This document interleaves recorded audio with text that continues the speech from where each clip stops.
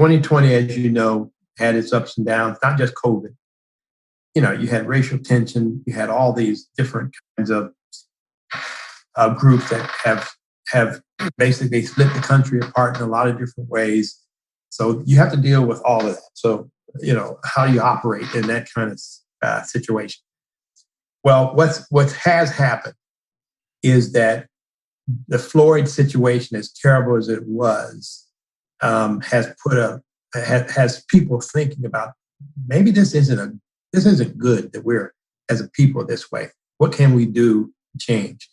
So we've seen some encouraging signs from major corporations that are looking inward, saying we're going to do better.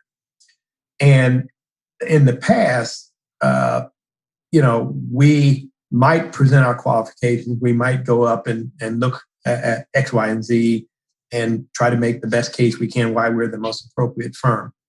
But we are seeing some signs where certain corporations are saying, we need to look at you more seriously than we did before, because we're finding that we haven't done much in that area. Just been the way the company is going. We haven't done it. And now we think because of equity of people, that minority groups of all sorts, there needs to be some more sharing of equity. And the only way to do that is do a bit more business with those kinds of entities. I got help by Les Wexner very, very directly. He didn't even know he was doing it. He, way back when the mall at Tuttle Crossing was being done, Les Wexner challenged a guy at the Chamber of Commerce, Lee Johnson. He said, Lee, I want you to go out and find a minority firm that can do the work we need to do. We're in partnership with a group out of Michigan to do a development. But I don't want the traditional where they do 10, 15%. I need you to find somebody that can do the job, just 100% of the job. So we got interviewed, and Lee approached us, would you want to be considered? And I said, sure. It was a $50 million project at the time. It was the biggest project we ever were given exposure to. But he said, you're going to be a fair consideration. If you can do it, if you can make a case you can do it, we're going to look at you hard. So they brought in the developer with their partner out of Michigan, and they interviewed us.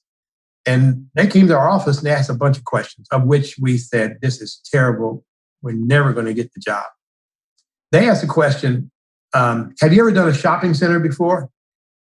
We had never done one. And our answer was no. Have you ever done a project of over $50 million before? And the answer was no. And at the end of the presentation, we're all sad, but they said, well, that's good. Let me tell you why.